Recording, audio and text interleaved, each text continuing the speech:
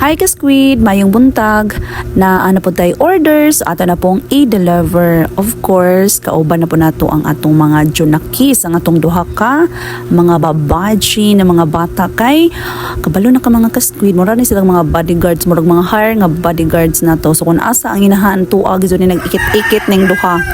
Kidi day tuod atong deliveran mga ka-squid, old customer na nato ni siya. So ang iyang order 5 kaputos nga 2 nights crunchy squid hot and spicy og original, so assorted ang iyang order.